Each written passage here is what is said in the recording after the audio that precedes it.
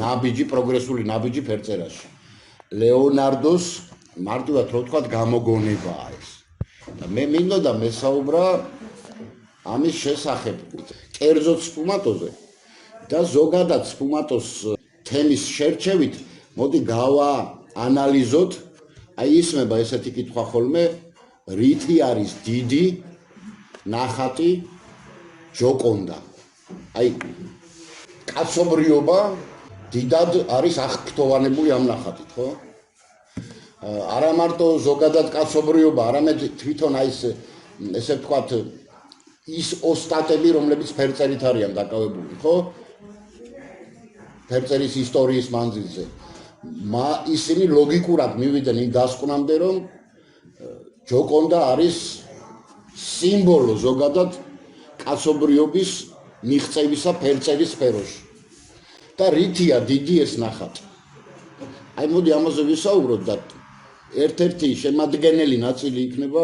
აი ეს სფუმატო შუქჭრდილი ერთმანეთში მეტად არის შერეული და უფრო შეუმჩნეველი არის ზღვარი შუქჭრდილის შორის და ზოგადად სფუმატო სახელი რომ გადმოვაქართულოთ ნიშნავს ნისლისებურ გადაყვანას ნისლისებურ გადასვლას ჭრდილიდან განათებისკენ და განათებიდან ჭრდილისკენ ხოლო რაც შეეხება ჯოკონდას ამ კითხვაზე რომ პასუხი გავცეთ ჩვენ რითი არის დიდი ეს ნახატი რამდენიმე კითხვას უნდა გავცეთ პასუხი პირველი ვის მიერ არის დახატული მეორე ვინ არის დახატული მესამე რა ხერხით არის დახატული და მეოთხე თავად ამ ნახატის დამოუკიდებელი ისტორია ბიოგრაფია ესე ვთქვათ ლეონარდოს შემდეგ როგორ რა თავგადასავალი გადახდა რა ბედი ეწია ამ ნახატს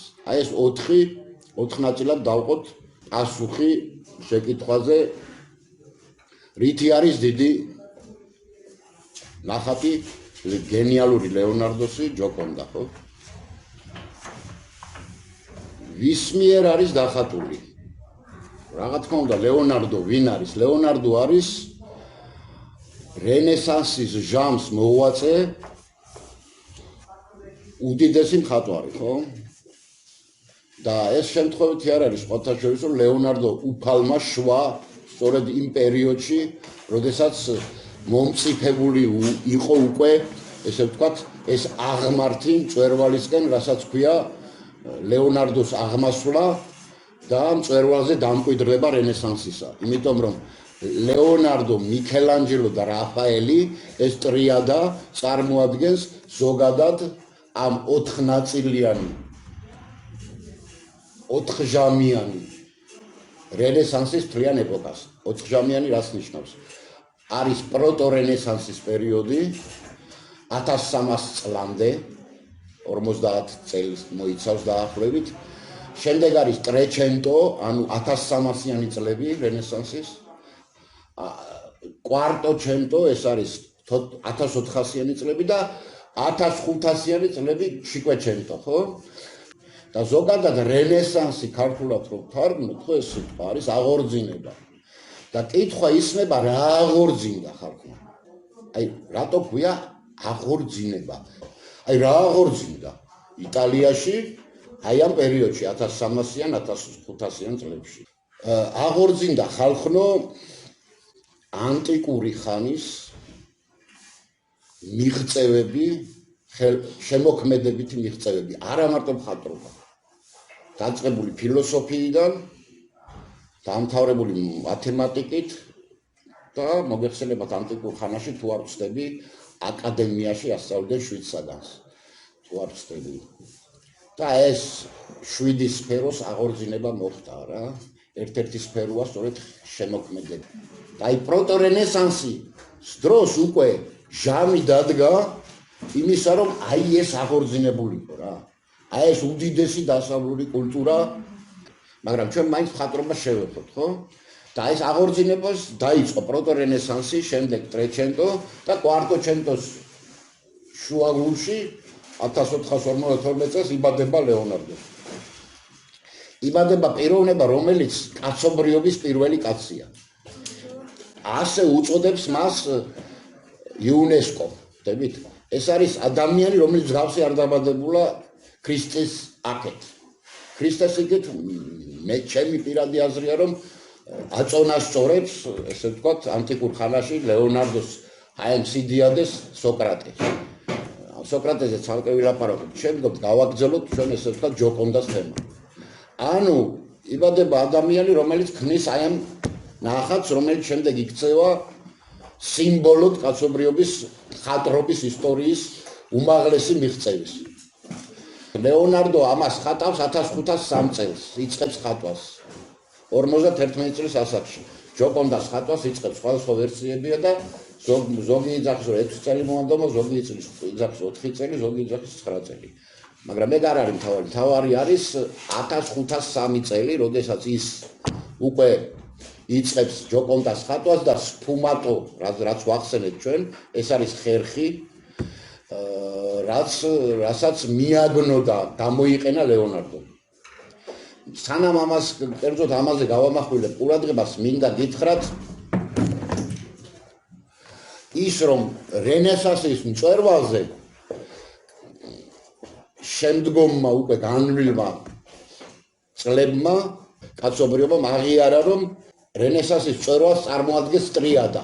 ეს არის ლეონარდო, მიქელანჯელო და რაფაელი. ლეონარდო როგორც სრულყოფილი მხატვარი, თუ რატომ გეტყვით. მიქელანჯელო როგორც სრულყოფილი მოქანდაკე. იმიტომ რომ ლეონარდომ სფუმატოთი რაც კაცობრიობას მისცა, ანუ ეს პროგრესული ნაბიჯი, თუ რატომ არის სფუმატო პროგრესული ნაბიჯი, ამასაც გეტყვით. ის მიაღწია მიქელანჯელომ ქვაში. თქვენ თუ გინახავთ პიეტა, აი მიქელანჯელოს ერთ-ერთი გენიალური ქმნილება, რო დახედავთ ხალხო, თუნდაც ორიგინალს არ უყურებდეთ და მაშინ რა ქვია, რეპროდუქციებშიც კი გამოშვივის. რო დახედავთ, ასე გგონიათ, რომ ის ცოცხალია, სუნთქავს. ეს ორი ადამიანი სუნთქავს. თვითონ ქრისტეც ისე არის, აი ეს თვითონ ქვას სუნთქავს. მიქელანჯელო ამას ქვაში მიაღწია. და მესამე რაფაელი მათზე ცოტა ასაკით პატარა, მაგრამ რატომ ღარი რაფაელი თქვათ ამ ტრიადაში. ერთი არის როგორც მხატვარი ლეონარდო, მეორე როგორც მოქანდაკე და მესამე როგორც რაფაელი, როგორც პერსპექტივის უდიდესი მცოდნე. იმიტომ რომ რენესანსმა მოგვცა ასევე შეცვალა ნახატში პერსპექტივის შეგრძნება. სრულყო რაფაელმა ეს პერსპექტივა, ეს სივრცობრივი სიღრმე, ეს მიღმიერობა ნახატის სწორედ რაფაელმა მოგვცა. შესაბამისად, აი ამიტომ არის ეს ტრიადა ნახსენები ხოლმე ყველა სერიოზულ ხელოვნებად მცოდნის მიერ და ვისაც ესმის ზოგადად ხატრობა.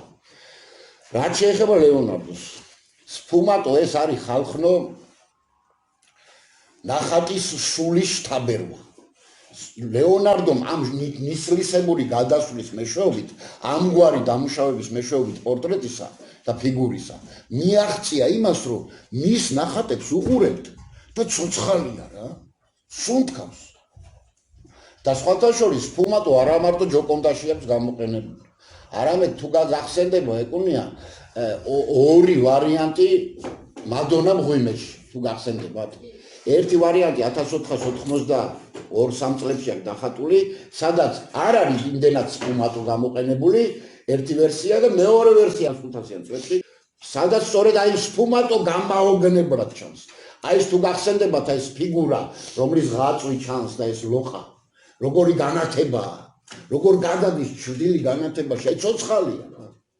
მსგავსი რამ გამოიყენა, ანუ ეს მიღწევა, ეს უდიდესი პროგრესული ნაბიჯი კაცობრიობის ისტორიაში, სფუმატო, ლეონარდოს პირმშო, შემოქმედებითი სფუმატომ მოგვცა ის, რომ ლეონარდომდე ყველა მხატვრის დახატული ნახატი დაწყებული ეგვიპტური ხელოვნებიდან, იქ კერამიკული ნახატებით ბერძნებთან და ზოგადად ნახატებით და შემდეგ პროტერენესანსი, ტრეჩენტო, ეს ყველაფერი არის დახატული. ნახატია რა. რო შეგედავთ, გენიალური ნახატებია, მაგრამ ნახატია. აი ლეონარდომ ეს გააკეთა სფუმატოთი, რომ ლეონარდოს ნახატი უკვე ნახატი კი არა, ცოცხალია. ამას მიაღწია მას სფუმატოს მეშვეობით. და სფუმატოს ყველაზე მნიშვნელოვანი და ყველაზე უდიდესი მიღწევა სწორედ ჯოკონდაში არის ნაჩვენები. ამიტომ შევთანხმდეთ, რომ ჯოკონდა დახატა ყველაზე უდიდესმა მხატვარმა და უდიდესი პროგრესული ნაბიჯის გადამდგმელმა მხატვარმა მხატვრობის ისტორიაში, კი არა, კაცობრიობის ისტორიაში, იმიტომ რომ სფუმატომ იდეურად მოგცა ფოტოხელოვნება ხალხმა, რომელიც ფერწერამ შვა, მოგვიანებით, რა თქმა უნდა, ლეონარდოს სფუმატომ შვა სინემატოგრაფი, პიკასოს ეს გენიალური კუბისტური ექსპერიმენტების შემდეგ, ამაზეც თემაზე მერე ვისაუბროთ, შორს წავალთ, ამიტომ ჯოკონდასთან ვიტრიალოთ რა. და ფერწერამ მოგცა და ამ სფუმატომ იდეაში მოგცა ინტერნეტიც. ანუ სფუმატომ ჩვენ მოგცა ფოტოხელოვნება, მოგცა სინემატოგრაფი, კინოხელოვნება და მოგცა ინტერნეტი იდეურად. ეს ესეა. ანუ ნახატში დინამიკა შევიდა და გააცოცხლდა. სფუმატო არის ეს ცოცხალი მუხტი, ჰაერი, სასუნთქი ჰაერი დახატული პორტრეტისთვის და ფიგურისთვის, რათა ამ ნახატმა ისუნთქოს. ამიტომ შევთანხმდეთ ჩვენ იმაზე, რომ ლეონარდო რომ არა სფუმატოს ვერავინ გამოიგონებდა, აი ამაშია საქმე. ლეონარდომ სფუმატოს მიაღწია რითი? ლეონარდო არა მარტო მხატვრობით იყო დაკავებული. ლეონარდო მედიცინითაც იყო დაკავებული და ის კვეთდა, თუ იცით თქვენ, ესე იგი გარდაცვლილ, ესე ვთქვათ, სხეულს კვეთდა, ანატომიურად სწავლობდა და ასე შემდეგ. ცნობილი ეს ჩანახატი, ვთქვათ, ისა რა ქვია, ეს ემბრიონი როგორ არის მოთავსებული, უკვე რომ ეს იცით ხო, ეს საშოში ეს რაკოთის დროს როაჩვენებს. ანუ ეს ვთქვათ, ეს შესანიშნავი პატარა ბავშვი. ხო, ეს ის კვეთდა და ანატომიურად სწავლობდა. ამ სხეულს ადამიანისას მას უამრავი ტრაქტატები აქვს, სამხედრო ხასიათის, სამედიცინო ხასიათის, ფილოსოფიური ხასიათის, უამრავ სფეროებს შეეხო თავისი ნაწერებით. და სფუმატო არის შედეგი არა მარტო მხატვრობის, მისი მხატვრობის, არამედ აი სწორედ ადამიანის ზოგადად გააზრებით. ადამიანის ზოგადი გააზრებით. ადამიანის როგორც ესე ვთქვათ ანატომიური სხეულის. და სხვათა შორის ჯოკონდას როდესაც ვუყურებთ, თვალის თეორია აქვს ასეთი ლეონარდოს, სადაც პირდაპირ და პერიფერიული ხედვა არის გაანალიზებული, თვალის ტრაქტატი, ესეთი, სადაც გამოიყენა ლეონარდომ სწორედ ჯოკონდას, ესე ვთქვათ, ხატვისას. ანუ თვალის პირდაპირ და პერიფერიული ხედვის შესაძლებლობა. შეისწავლა და გამოიყენა სწორედ ჯოკონდაში. როგორ? რომ როდესაც ჯოკონდას თვალებში უყურებთ, მისი ბაგენი არ იღიმებია. მაგრამ როდესაც ბაგეზე უყურებთ, ის იღიმება. ანუ რას ნიშნავს, რომ მე აი მარიამს უყურებ, მაგრამ ჩემი პერიფერიული ხედვა აი მაგნიტოფონსაც აღიქვამს. მე შენ კი გიყურებ, მაგრამ ჩემი პერიფერიული ხედვა აგერ თეკლასაც ზოგადად აღიქვამს და აქეთ აღიქვამს ამ მაგნიტოფონსაც. და შესაბამისად, როდესაც ჯოკონდას უყურებენ ცოტა შორიდან, იმიტომ რომ მოგეხსენებათ ჯოკონდაზე თავდასხმები ხდებოდა, 1-4-5 თავდასხმა მოხდა, ზოგმა საღებავი შეასხა, ზოგმა ესროლა და რატომ? აი სწორედ ამიტომ, რომ ესე რა უამრავმა ხალხმა ნახა რა ჯოკონდა და ზოგი ფსიქიურად ცოტა ეთყობა გაუწონასწორებლებიც არიან ხოლმე და როდესაც ასეთ რამეს ხედავენ, რომ ესე იგი ნახატს უყურებ, ჯოკონდას უყურებ ხალხი და ვერ აფიქსირებ ხა ზუსტად სად უყურებ, იმიტომ რომ შორიდან უყურებ, ხო? და უყურებ თვალებში არ იღიმება, პირზე დახედავ იღიმება. შორიდან რო უყურებ, ისეთ შეგრძნებაა თითქოს აი ეს ჯოკონდა აი სახის კუნთებს ამოძრავებს. ანუ როდესაც თვალი უყურებს პირს, იღიმება, როდესაც თვალს უყურებს, პერიფერიული ხედვით უკვე არ იღიმება. და შესაბამისად აი ეს ისე აქვს შესწავლილი ლეონარდოს ეს სახის კუნთები. ხედავთ, აი ეს ანატომიური იდეაში მოძრაობა. ამ სახის პუნქტებისა მან ეს გაითვალისწინა და გამოიყენა. და ეს ძალიან ბევრ ადამიანს უკვირს. იყო ესეთი წერალი აკაკი გაწერელია და ბიძაჩემს სიმონ გამსახურდიას შეხვდა ერთ-ერთ აეროპორტში, ესე ვთქვათ, შეხვდნენ ერთმანეთს და აკაკი გაწერელი ახალი ჩამოსული იყო აეროპორტში შეხვდა. ეს ჩამოვიდა პარიზიდან და ბიძაჩემს უყვირის თუმე თვითონ ბიძაჩემმა მომიყვა ეს.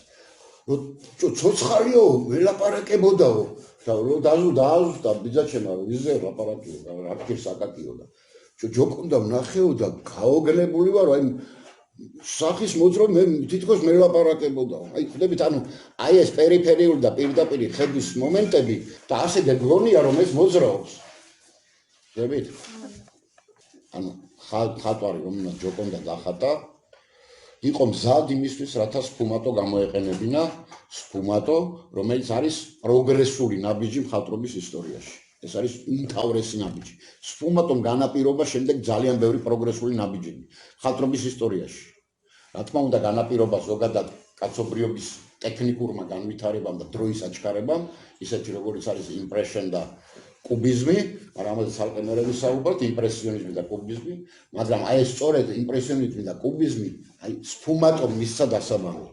ამას ძალიან დიდი მნიშვნელობა აქვს. მეორე საკითხს შევეხოთ. ლეონარდომ დახატა ვინ? აი მოდი შევეხოთ ამას. საყოველთაოდ მიღებული არის რომ ჯოკონდა არის ვინმე ლიზა ჯერარდინი, მონა ლიზა, ანუ მონა არ ნიშნავს ქალბატონს რა მონა ლიზა სხვანაირადაც ასე ეძახიან ხო ჯოკონდას და თვითონ ჯოკონდა ვინ იყო ჯოკონდი იყო ვაჭარი შეძლებული ვაჭარი იმიტომ რომ პორტრეტის დახატვა მაშინ ლეონარდოს დროის და შემდეგაც ცოტა ამ პერიოდში სანამ ეს ფოტოხელოვნება შემოვიდოდა და დამკვიდრდებოდა ისე ფერწერის ნაშობი ესე ვთქვათ ინშო ძალიან ძვირი იყო ხალხო პორტრეტის დახატვა და სხვათა შორის იერარქიული უპირატესობაც უნდა ქონოდა დიდგვაროვანი უნდა ყოფილიყავი აუცილებლად ან შეძლებული ვაჭარი ან რაღაც ესეთი იმიტომ რომ უბრალო ხალხი მხატვართან ვერ ვიდოდა და ვერ შეუკვეთავდა პორტრეტს იმიტომ რომ ძვირად ღირებული იყო ეს ყველაფერი და თან იერარქიულადაც არ ეგებოდა რა რომ თქვათ დაბიო წარმოშობის ადამიანი თავის პორტრეტს ვერ შეუკვეთავდა მხატვარს ამ დიდარმა ვაჭარმა სთხოვა ლეონარდოს ერთ-ერთი ვერსიით და მეორე ვერსიით რომ მამამის სთხოვა პიეროს ლეონარდოს მამას რომ იქნება დამიხატოსო შენმა ვაჟიშვილო მეუღლეო ეს ლიზა ჯერარდინი რომელიც იყო ამ ჯოკონდის ვაჭრის ფლორენციელი ვაჭრის მეორე ცოლი ტილზე ორსულად ანუ აი ძალიან მნიშვნელობა აქვს ამას ძალიან აქტუალს მიაქცეთ ყურადღება რომ ეს ვაჭრის მეორე ცოლია შვილზე არის ორსულად ანუ ნუ სხვადასხვა გამოკვლევებით ეს დგინდება რომ ჯოკონდა მართლაც და ესე ვთქვათ აი ხელს იფარებს მუცელზე რა ხვდებით რაღაც ესეთი შეგრძნებაა ხელს იფარებს მუცელზე რომელიც ესე ვთქვათ რამდენიმე თვის ისე რომ დიდად არ ეტყობა პირმშოს იფარავს თავისი ხელით. ეს მნიშვნელოვანი მომენტია იმ დროს როცა ჩვენ ვიხილავთ თუ ვინ არის ეს პიროვნება. მაგრამ ერთი მომენტია ძალიან მნიშვნელოვანი. პირველი, თუ კი ეს ვერსია არსებობს, თუ კი ეს ვერსია სწორია რომ ლეონარდო მამამისის თხოვნით, ანუ ვაჭარმა რო თხოვა ამ ჯოკონდი პიეროს, დახატა ეს ნახატი ეს გაუგებარი ხდება იმ კუთხით რომ ეს ნახატი იხატება 1503 წელს ხალხო 51 წლის კაცს რაღაცში ჭირდება რომ მამამისმა სთხოვოს რომ ვიღაცა დახატოს ეს თუნდა გაუგებარია რა მეორე ვერსია ესეთი რომ ნუ თვითონ ჯოკონდი მსთხოვა კი ბატონო მაგრამ ისმება ესეთი კითხვა რა თუ კი ეს ლიზა ჯერარდინია ამ ჯოკონდის ამ ვაჭრის მეორე ცოლი რომელიც მე შვილზეა ორსულად ლეონარდოს მთელი ცხოვრება სადაც წავიდოდა რაღაცომ დააქვს ეს ნახატი სადაც წავიდა ყველგან დააქვს საფრანგეთშიც რო გადაიხვეცა ხო ბედის უკუღმართობის გამო სპოტაშვილს გადაიხვეცა იქაც თან წაიღო ხო როგორ აღმოჩნდა ლუვრში ბოლოს ანუ საფრანგეთის ტერიტორიაზე ეს ჯოკონდა სწორედაც ლეონარდომ გაიტანა რა, წაიღო და ისა კლუს ციხესიმაგრე შემდეგ ფრანცისკ პირველმა უბოძამას ძალიან აფასებდა და იქ ჰქონდა თავისთან ჰქონდა ეს, ხო, ეს ნახატი. რაში სჭირდებოდა ხალხო, ვიღაც ვაჭრის მეორე ცოლის, რომელიც შვილია ოცვლად, ამ ნახატის ტარება აკეთებდა. უცილობლად ამის მტკიცება არავის არ ძალუძს.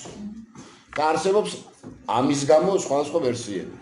და ყველაზე მნიშვნელოვანი რა არის, სანდერძად მის საუკეთესო მეგობარსა და უდიდეს მეგობარსა და მოწაფეს მელცის უტოვებს თავის ჩანაწერებს, თავის ჩანახატებს, თავის ნახატებს მელცის უტოვებს გარდა ჯოკონდას. ჯოკონდას უტოვებს, ჯოკონდას გადასცემს ფრანცისკ პირველს, რომელსაც თავის მოსასვენებელში უკიდია მთელი ცხოვრებას ან ამის ცოცხალია.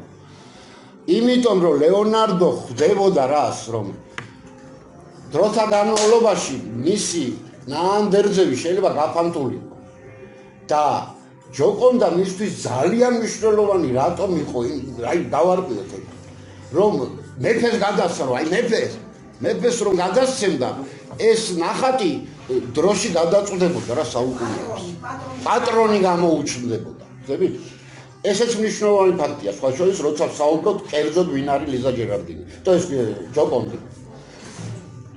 ერთი ვერსიით ლიზა ჯერარდინია, რომელსაც მე პირადად არ ვეთანხმები და ვცდილობ არგუმენტაციას. მეორე ვერსიით ხალხო, ეს არის ჯოვანი მედიჩის, ლორენცოს, ანუ იცით ქალაქ სახელმწიფოები იყო მაშინ და მედიჩის გვარი, ესე ვთქვათ, ბანკირთა გვარი მართავდა და მეფე ითვლებოდა რა, ლორენცო, მისი ძმა არის. ეხლა უყურეთ, ეს ამას ახსენებს, ამ ვერსიას ახსენებს ლეონარდოს მეგობარი ფრანგი კარდინალი, როდესაც ის ახსენებს, რომ როდესაც წერილი მივწერეო, ლეონარდომ მომწერაო, რომ და ეს პერიოდი ემთხვევა ჯოკონდას ხატვის პერიოდს, აი უშუალოდ ხატვის პერიოდს. 1506-9 წლებს ეს. და რომ მომწერა ესეთი რამე, რომ იქნებ ჩამოხვიდეო ამ კარდინალს შეუთავაზებია რა, და ლეონარდოს უთქვამს, რომ არ მცალია მე ჯოვანი მედიჩის მას ხატავო ანონიმ, ანუ უცნობ, ჩემთვისაც უცნობ საყვარელ გოგონას ხატავო. მაგრამ საოცრება რა არის ხალხო? ეს არის, როგორ გითხრათ რა, უახლოესი მიღწევებით დამტკიცებული, რომ ანუ გამოკვლევებით, რომ ჯოკონდა იხატება 1503 წლიდან და ახლა 10 წლის განმავლობაში. დაანდროს ჯოვანი მედიჩის კლავენ 10 აჯანყების დროს 1478-16 წლებში არ მახსოვს ზუსტად, ეს კაცი არის მეორე დიდგვაროვანი ოჯახი ფლორენციაში, რომელსაც სურდა ტახტზე ჩაენაცვლებინა ფლორენციის ტახტზე მედიჩების გვარი და აჯანყება მოაწყო და ამ აჯანყების დროს იღუპება ჯოვანი მედიჩი. ანუ ესეც აბსურდამდე მიდის იმ კუთხით, რომ სად 1470-18 წელი, სად 1503 წელი, ხო? ამიტომ ადვილად შეიძლება ამის გაბათილება. ეხლა გავაგრძელოთ, მოდი გავიაროთ ეს ვერსიაც და მივადგეთ მესამე ვერსიას.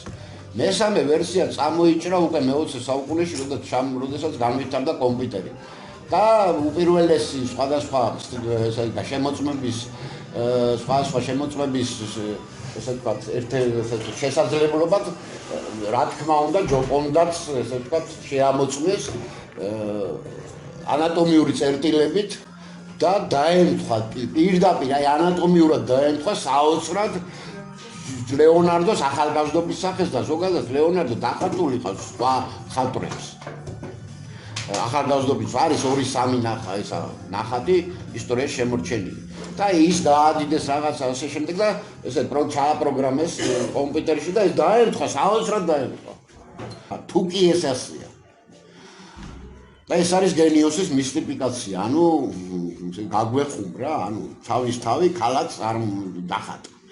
ასეთი მისტიფიკაციები სოფლიოს კულტურულ ისტორიაში არსებობს, მაგალითად საქართველოშიც.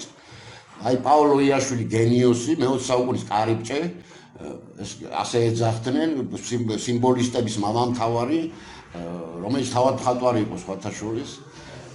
ჩამოდის 1916 წელს იწყებს სიმბოლისტურ მოძრაობას დაარსა სისხლყანწელთა ორდენი, ეს გენიალური პიროვნება, რომელიც მსგავსად ალექსანდრე ჭავჭავაძის ასე, რომელსაც უწოდებდნენ მე-19 საუკუნის საქართველოს კარიბჭეს, თავის სალონით და თავის ოჯახით.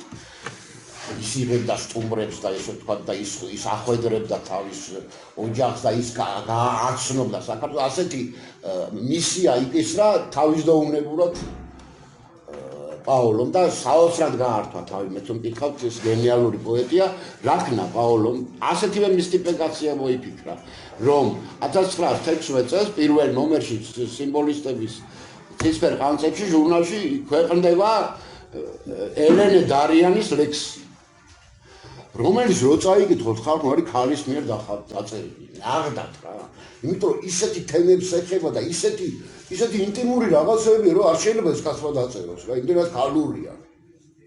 მაგრამ და სხვა შორის კონსტანტინე გამსახურდა ეს ყველაფერი გაგზელდა 9 წელიწადი, 24-25 წლამდე. სანამ გაცხადდა რომ ეს პაოლოა. პაოლო წერდა ხალხმა 14 ლექსი არსებობს თუ არ ვცდები. სხვადასხვა პერიოდულ გამოცემებში გამოქვეყნებული ცისფერყანწელების. იქ ბარიკადები, ბახტრიონია, იქ შვილდოსანია და ასე შემდეგ. გაზეთები და ჟურნალები. და ციცისა მეოცნებენი ამორები 14. და კონსტანტინე იზახოდა, ბიჭო, რა მაგარი ვიღაცა ეს კალიო, რა მაგარ ლექსებს წერსო. და ერთხელ არ მინახავსო მწერალთა კავშირში. ვინ არის ერთი გამაგებინეთო.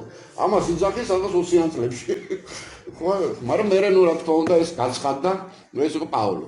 ანუ ამით რა მინდა ვთქვა, რომ მსგავსი რაღაც მისტიფიკაციები ხდება. და ეს შეიძლება და დასაშვებია, რომ ესე იყოს. მაგრამ მოვიშველიოთ მოდი მეოთხე ვერსია და გავაბათილოთ ფრათ ეს მისტიფიკაცია, რომელსაც მე პირადად ვემხრობი. ეს არის დედამისი.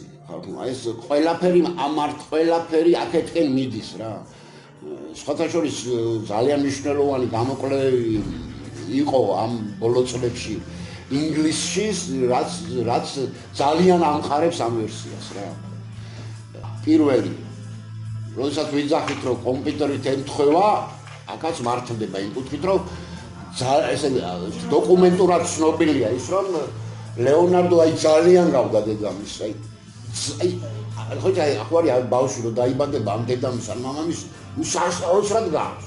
ხო არის ეს რა? არანაირი კომპიუტერი არ ჭირდება, რომ შეხედა აი ესეთი მოვლენა იყო ლეონარდოს დამბადება, რომ აი კატალინას გავდა ძალიან დედამისს.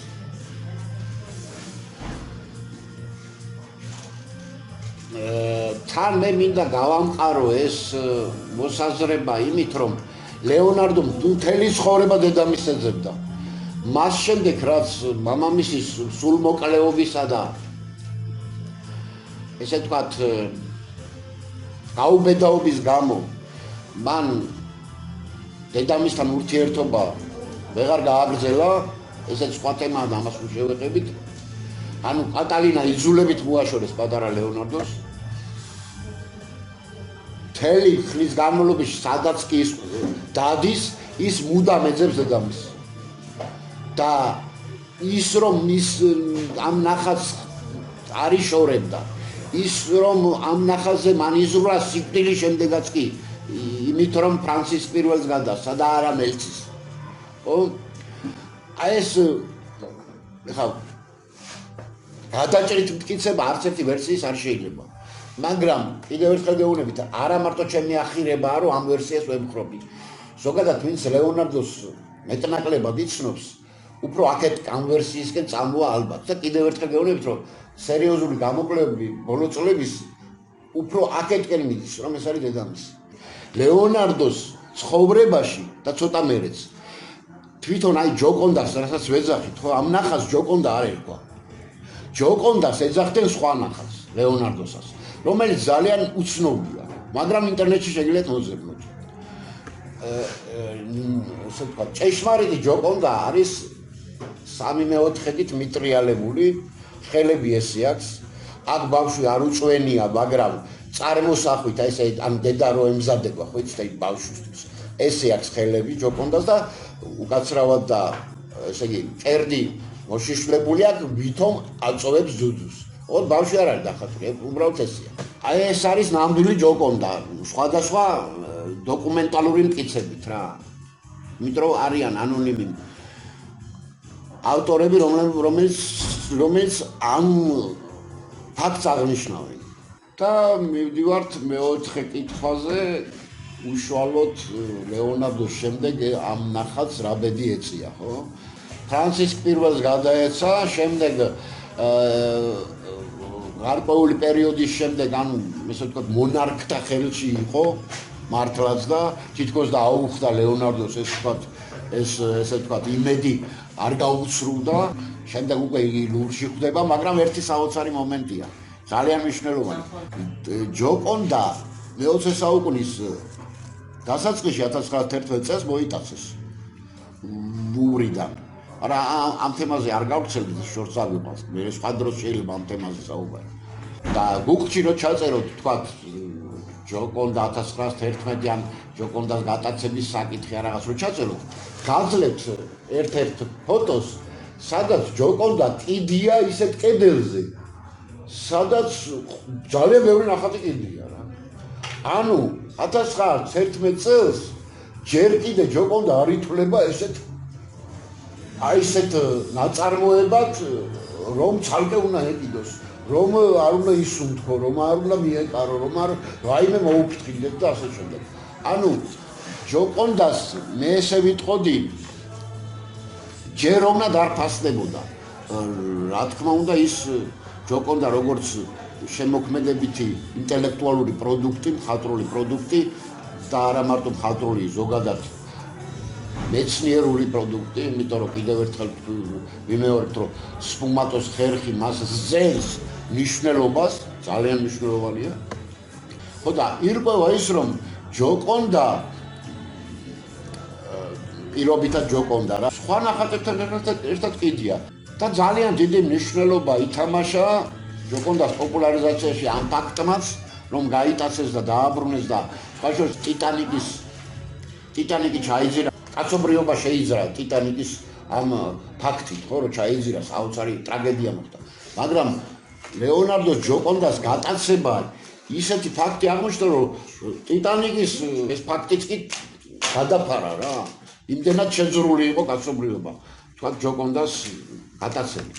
და რა თქმა უნდა, აქ არ შეიძლება არ აღინიშნოს თეოფილ გოტიე იყო ესეთი ფრანგი პოეტი, პუბლიცისტი, ძალიან საინტერესო მეცნიერული სტატიებიც აქვს.